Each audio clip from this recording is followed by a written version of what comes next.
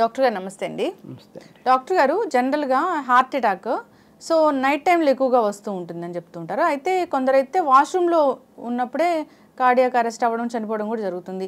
ఏంటి దీనికి ఏమైనా సంబంధం ఉంటుందా? వాష్రూమ్కి వెళ్ళినప్పుడు గుండె నొప్పి రావడానికి లేదా నైటే రావడానికి? హార్ట్ అటాక్ అనేది ఏ టైంలో అయినా రావచ్చండి. కానీ మన బాడీలో రక్తం గడ్డకట్టే టెండెన్సీ నైట్ టైం ఎక్కువ ఉంటుంది. సో అది వింటర్ సీజన్స్లో ఎక్కువ ఉంటుంది. సో అందుకే heart attacks night time precipitate అవుతూ ఉంటాయి అండ్ వింటర్ సీజన్స్లో ఎక్కువ ప్రెసిపిటేట్ అవుతూ ఉంటాయి. ఎందుకంటే అప్పుడు రక్తము గడ్డకట్టే టెండెన్సీ బాడీలో ఎక్కువ ఉంటుంది. అందుకు మీకు ఎర్లీ మార్నింగ్స్ హార్ట్ అటాక్ కానీ, నిద్రలో వెళ్తున్నప్పుడు హార్ట్ అటాక్స్ కానీ, నిద్ర మధ్యలో సడన్గా నొప్పి రావడం కానీ జరుగుతూ ఉంటుంది. బట్ ఏ టైంలో అయినా హార్ట్ అటాక్స్ రావచ్చు. బట్ మోస్ట్లీ నైట్ టైమ్స్లో మెయిన్ రావడానికి కారణం ఏంటంటే అప్పుడు కొలెస్ట్రాల్ ప్రొడక్షన్ కానీ, బ్లడ్ క్లాట్ టెండెన్సీ కానీ ఎక్కువ ఉంటుంది. దానివల్ల నైట్ టైం అనేవి హార్ట్ అటాక్స్ చాలా ఎక్కువ వస్తూ ఉంటాయి. అంటే డిపెండ్స్ ఆన్ వాతావరణం మన రక్తం గడ్డ కట్టడం అలా జరుగుతుంది డాక్టర్ గారు? అవునవును. ఎందుకంటే యాక్చువల్గా మనకి అంత సిగ్నిఫికెంట్ నెంబర్స్లో జరగకపోవచ్చు. ఎందుకంటే హార్ట్ అటాక్స్ అనేవి ఎప్పుడూ ఉంటాయి. ఎప్పుడు ఇయర్ లాంగ్ హార్ట్ అటాక్స్ అనేవి వస్తూనే ఉంటాయి. కానీ వింటర్ సీజన్లో దాని యొక్క ప్రజెంటేషన్ ఎక్కువ ఉంటుంది. ఈ వాష్రూమ్స్ వెళ్ళినప్పుడు సడన్ గా గుండె నొప్పి రావడం, గుండెపోటు రావడము, కార్డియాక్ అరెస్ట్ అవ్వడం, చనిపోవడం కూడా జరుగుతుంది కదా డాక్టర్ గారు? అది ఎందుకు? వాష్రూమ్స్ అంటే మనకు బాత్రూమ్కి వెళ్ళినప్పుడు అయితే ఎటువంటి ఇబ్బంది లేదండి. అంటే యూరినల్స్కి వెళ్ళినప్పుడు అయితే ఇబ్బంది ఉండదు. బట్ మనం ఎప్పుడైనా సరే మోషన్ పాస్ చేస్తున్నప్పుడు మనకేమవుతుందంటే ఎప్పుడైనా ఫోర్స్ ఎక్కువ వాడినప్పుడు హార్ట్ మీద ఎఫెక్ట్ పడి ఆ టైంలో హార్ట్ అటాక్కి వచ్చే ఛాన్సెస్ ఉంటాయి. చాలామంది మనం కరెక్ట్గా పేషెంట్ హిస్టరీ అడిగినట్టయితే వాళ్ళు కాన్స్టిపేషన్ ఉన్న పేషెంట్స్, అంటే ఎవరికైతే మోషన్ సరిగ్గా వాళ్ళు ఎప్పుడైతే ఎక్కువ ఫోర్స్ యూజ్ చేశారో అప్పుడు చెస్ట్ టైట్నెస్ అనేది చాలా కామన్ సిమ్టమ్ అండి. చాలామంది చెప్పే సిమ్టమ్. ఎప్పుడైతే మీకు మోషన్ డిఫికల్టీ ఉన్నప్పుడు, కాన్స్టిపేషన్ ప్రాబ్లం అంటే మోషన్ సరిగ్గా ఫ్రీగా అవ్వని వాళ్ళకి ప్రెషర్ అప్లై చేసినప్పుడు కనుక ఈ హార్ట్ ఏరియాలో కనుక పెయిన్ ఫీల్ అయితే మీరు వెంటనే అశ్రద్ధ చేయకుండా పరీక్షలు చేయించుకోవాలి. కంప్లీట్ ఈసీజీ, 2DA, టీఎంటీ ఎన్ని పరీక్షలు ఉన్నాయో అన్ని పరీక్షలు చేయించుకోవాలి. ఎందుకంటే అది చాలా చాలా చాలా ఇంపార్టెంట్ సిమ్టమ్, చాలా ఈజీగా మిస్ అయ్యే సిమ్టమ్. ఎందుకంటే మనం మోషన్ అవుతున్నప్పుడు మనం ఫోర్స్ వాడినప్పుడు మనం మజిల్స్ కాంట్రాక్షన్ వల్ల నొప్పి వచ్చిందేమో అనుకుంటాం. అది కూడా ఆ టైంలోనే నొప్పి ఉంటుంది, తర్వాత తగ్గిపోతుంది. సో అది చాలా చాలా ఇంపార్టెంట్ ఫైండింగ్. సో మోషన్ అప్పుడు మీకు ఎప్పుడైనా ఎలాంటి నొప్పి, left side of the chest pain అంటే గుండె ఎక్కడ ఉంటుందో అక్కడ పెయిన్ అనిపిస్తే మీరు వెంటనే ఏ వయసులో వారైనా సరే టెస్టింగ్లు చేయించుకొని మనము ఎర్లీగా హార్ట్ అటాక్ రాకుండా బ్లాక్స్ని గుర్తించవచ్చు. ఓకే. అయితే డాక్టర్ గారు నైట్ ఎక్కువగా హార్ట్ అటాక్స్ వస్తాయని అనుకున్నాము. సో ఈ హార్ట్ అటాక్ వచ్చింది, నైట్ వచ్చింది, వెంటనే ఏం చేయాలంటారు? వెరీ గుడ్ క్వశ్చన్ అండి. హార్ట్ అటాక్ నైట్ వచ్చినప్పుడు చాలామంది గ్యాస్ ట్యాబ్లెట్ వేసుకుని అలా పడుకుని మార్నింగ్ వెళ్దాంలే, మార్నింగ్ చూపించుకుందాంలే అని చాలామంది అలాగే చేస్తారు. ఒక ట్యాబ్లెట్ వేసుకుని అలాగే పడుకుంటారు. బట్ అందులో 50% మంది హాస్పిటల్కి రారండి. మేము చాలామంది పేషెంట్స్ని చూస్తాము. నైట్ టైం కొంచెం బాగా చెస్ట్ పెయిన్ వచ్చి ఆల్రెడీ చాలామందికి 40 ఏళ్ళు దాటిన వాళ్ళకి గ్యాస్ట్రిక్ ప్రాబ్లం ఉంటుంది. వాళ్ళకి ఏంటంటే ఆ గ్యాస్ట్రిక్ పెయిన్ని దీన్ని డిఫరెన్షియేట్ చేయలేరు, అది కూడా గ్యాస్ ప్రాబ్లమే అనుకుంటారు. సో మనం గ్యాస్ ప్రాబ్లమ్ని, ఈ హార్ట్ అటాక్ని ఒకేలా ప్రజెంట్ అయితే ఎలా రికగ్నైజ్ చేయాలి అనేది చాలా చాలా ఇంపార్టెంట్ అండి. ఫస్ట్ పాయింట్, మీరు రికగ్నైజ్ చేయొద్దు, డాక్టర్ రికగ్నైజ్ చేయాలి. అందుకే వెంటనే హాస్పిటల్కి వెళ్ళండి. మీకు హాస్పిటల్కి వెళ్ళాలి అని అనిపించకపోతే దగ్గరున్న ఏ సెంటర్కైనా వెళ్ళి ఒక ఈసీజీ తీయించుకోండి. ఈసీజీ తీయించుకొని ఒక ఫిజిషియన్, అంటే ఒక జనరల్ మెడిసిన్ ఫిజిషియన్కి కానీ ఒక కార్డియాలజిస్ట్ని కానీ సంప్రదించండి. ఎందుకంటే ఈసీజీ అనేది చాలా చాలా ఈజీగా మిస్ అయిపోతూ ఉంటారు చాలామంది. హార్ట్ అటాక్ని గుర్తించలేరు చాలామంది డాక్టర్స్, హార్ట్ అటాక్ని గుర్తించలేరు. అది కూడా చాలామంది నార్మల్ అని చెప్పేసి ఒకరోజు ఉండి ఇంట్లో అయినా తగ్గకపోతే నా దగ్గర వచ్చి ఈసీజీ మేము చూస్తే హార్ట్ అటాక్ అని గుర్తించినవి చాలా చాలా ఉన్నాయి. సో మీరు ఒక ఫిజిషియన్ కానీ ఒక కార్డియాలజిస్ట్ని కానీ సంప్రదించాలి. ఏ టైంలో అయినా సరే, నైట్ టైంలో అయినా సరే. సో గ్యాస్ట్రైటిస్ని మామూలు దీన్ని మనం ఎలాగా డిఫరెన్షియేట్ చేయాలి అంటే ఫస్ట్ పాయింట్ మనకి గ్యాస్ నొప్పి కన్నా చాలా తీవ్రంగా ఉంటుంది ఈ నొప్పి, లేకపోతే సేమ్ అదే ఇంటెన్సిటీతో అదే తీవ్రతతో కూడా ఉండొచ్చు. దాన్ని మనం ఎలా గుర్తించాలి? జనరల్గా మనకి గ్యాస్ట్రైటిస్ ప్రాబ్లం ఉందనుకోండి, ఒక ఈనో కానీ ఒక ప్యాంటాప్ కానీ వేసుకుంటాం. వేసుకున్న వెంటనే ఒక 50 to 70% రిలీఫ్ ఇచ్చేస్తుంది. అలా కాకుండా మనం ఒక ట్యాబ్లెట్ వేసుకున్న దాని వెంటనే ఒక హాఫ్ అన్ అవర్ తర్వాత ఇంకొక ట్యాబ్లెట్ వేసుకున్న ఏమాత్రం రిలీఫ్ లేదు అనుకుంటే అది గ్యాస్ట్రైటిస్ అవ్వకపోయే ఛాన్సెసే ఎక్కువ. సో వెంటనే మీరు దగ్గరున్న హాస్పిటల్కి వెళ్ళి ఒకే ఒక బేసిక్ ఈసీజీ పరీక్ష చేయించుకుంటే సరిపోతుందండి. ఈసీజీలో హార్ట్ అటాక్ ఈజీగా తెలిసిపోతాయి. ఒకవేళ తెలియకపోతే హార్ట్ అటాక్లు ఈసీజీ నార్మల్ ఉన్నా ఉండొచ్చు, బట్ అంత డేంజరస్గా కాదు. బట్ ఈసీజీలో చేంజెస్ ఉన్నాయంటే అది చాలా dangerous heart attack.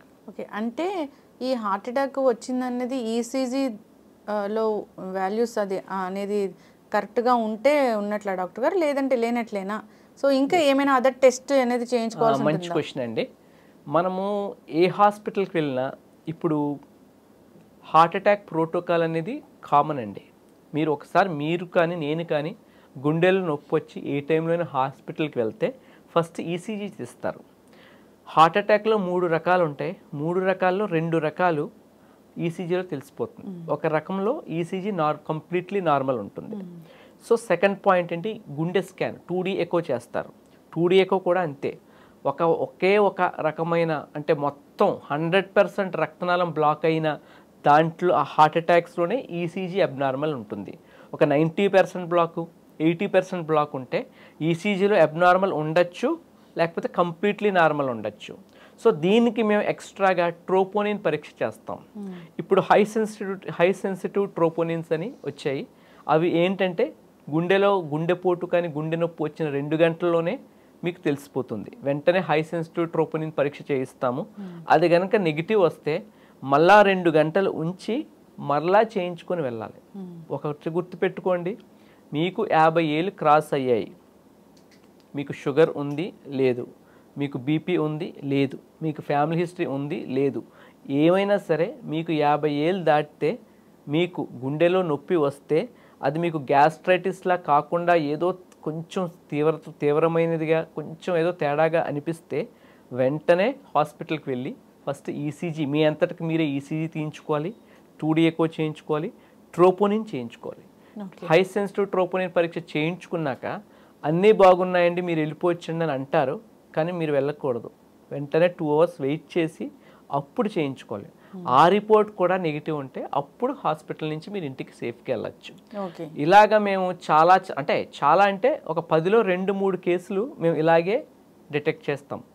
ECG normal ఉంటుంది, 2D ఎకో నార్మల్ ఉంటుంది, వచ్చిన వెంటనే చేసిన ట్రోపోనిన్ పరీక్ష కూడా నెగిటివ్ ఉంటుంది.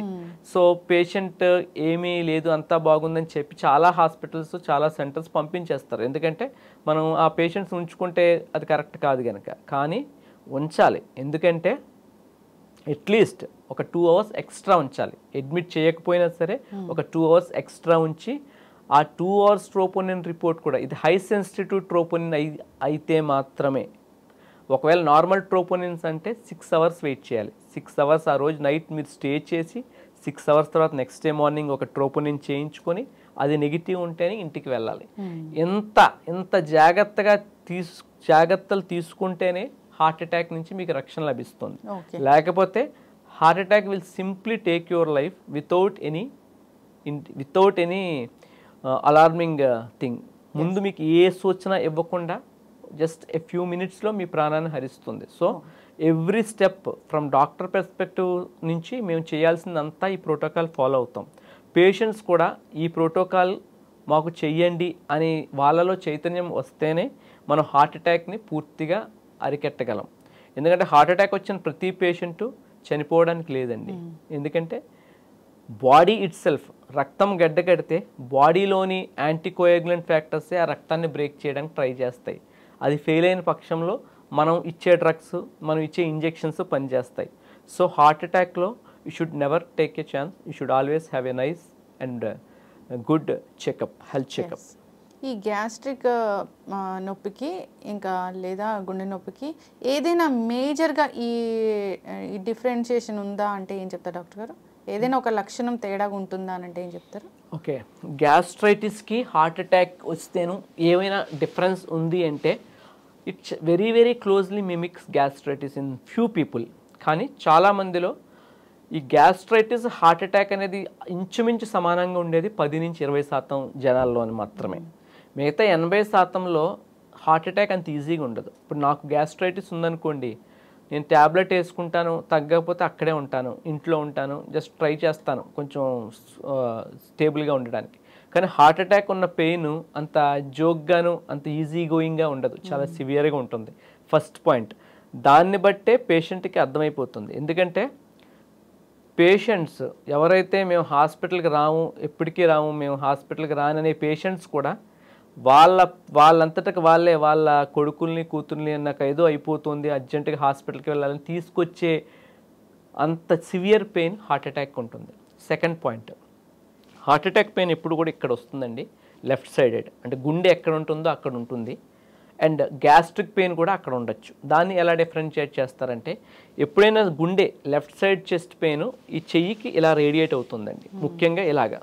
సో మనకి ఇక్కడ ఏంది చిటికెన వేలు ఉంది కదా, చిటికెన వేలు వైపు రేడియేట్ అవుతుంది చాలా మందిలో. ఒక 30-40% మీరు అడిగితే, క్లియర్గా హిస్టరీ అడిగితే చెయ్యికి పాకుతుంది అని అట్లీస్ట్ 40% మంది చెప్తారు. And third important thing is severe sweating. కొంతమంది, అంటే అందరికీ రాదు, కొంతమందికి జస్ట్ చిరు చెమటలే రావచ్చు, కొంతమందికి అసలు చెమటలు ఉండకపోవచ్చు, కొంతమంది అయితే మొత్తం షర్టు ప్యాంటు తడిసిపోతుంది.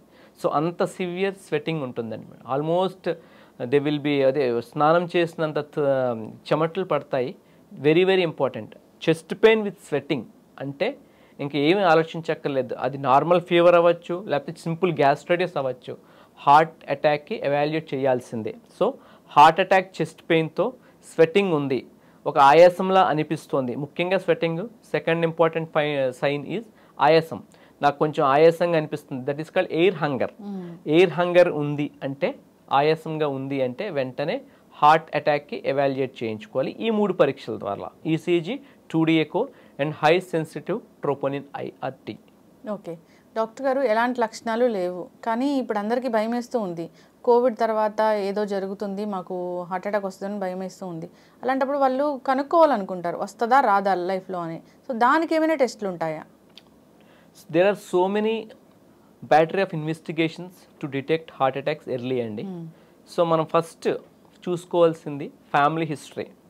మన వాళ్ళకి, మన పేరెంట్స్కి, లేకపోతే మన గ్రాండ్ ఫాదర్స్కి చిన్న వయసులో, అంటే 20 ఇయర్స్లో, 30 ఇయర్స్లో, 40 ఇయర్స్లో హార్ట్ అటాక్ వచ్చాయంటే మీరు ఒక్కసారి 20 ఇయర్స్ క్రాస్ అయిన వెంటనే every year annual health checkup చేయించుకోవాలి, కార్డియాక్ హెల్త్ చెకప్ చేయించుకోవాలి.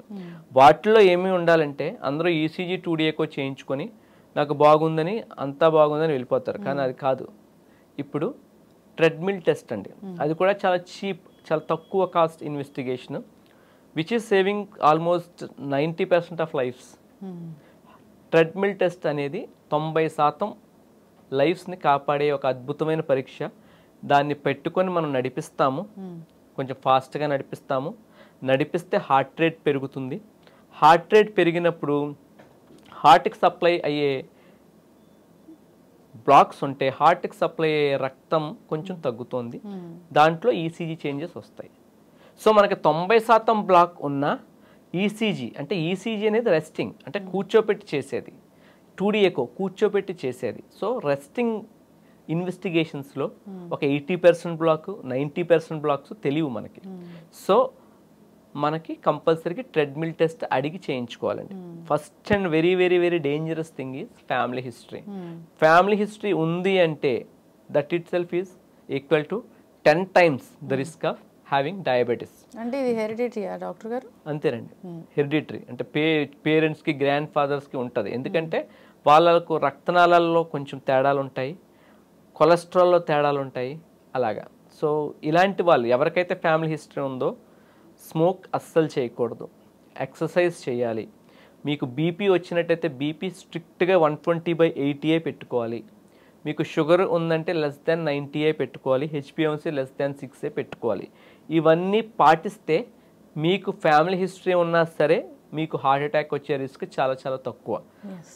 ఒకవేళ మీకు ఫ్యామిలీ హిస్టరీ ఉంటే నాకు షుగర్ ఉంది నేనేం పట్టించుకోను, నేను స్వీట్స్ తింటాను, నాకు బీపీ ఉంది నేను ట్యాబ్లెట్స్ వేసుకోను, నేను స్మోక్ చేస్తాను, నేను ఆల్కహాల్ తీసుకుంటాను అంటే పేరెంట్స్కి ఏ వయసులో ఏ అవలక్షణాలు లేని పేరెంట్స్కి ఏ వయసులో వచ్చిందో వాళ్ళకన్నా వీళ్ళకి ఒక 10 ఏళ్ళలో 5 ఏళ్ళలో ముందు ఉంటుంది.